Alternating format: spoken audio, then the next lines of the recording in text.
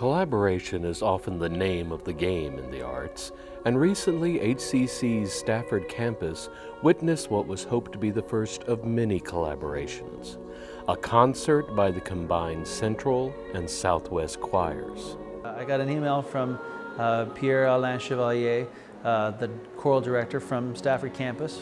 We were fortunate enough to sing together in the fall a few selections from The Wizard of Oz and songs on the theme of The Wizard of Oz. And he emailed me again in early January and said, I would love to collaborate with you on a concert. We collaborated for a small performance of a few tunes at a fundraiser. And when we did that, we all got excited. We looked at each other and we said, wow, this is great. You know, this was so much fun. We sounded really well, really good together. And we have a smaller group here and they have a slightly larger group, but when we combine our forces, you know, we've got a good 50 plus singers together. And when you do that, it's amazing synergy, you know.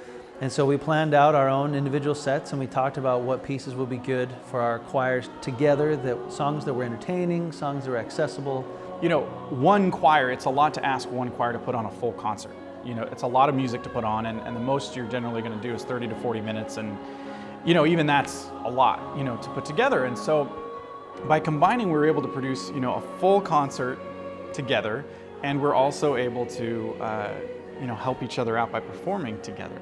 And so we create this sound that, you know, apart, we just could never do. And then this concert in particular, you know, it just was so much fun to work with Dr. Briggs again. My choir, I'm very proud of them. They did a great job. They sang their hearts out. We're small but mighty. We got about 16 or 17 singers, which if you've ever sung before, you feel very exposed in that size of a group, and they brought it. They brought all their energy and enthusiasm, and they did a great job. And of course, the Central Choir is great. So when we join forces, it's a lot of fun. And I got to sing in the group too, which was fun. Dr. Briggs and I took turns singing and joining the bass section and the tenor section, jumping around wherever we were needed, which was a lot of fun.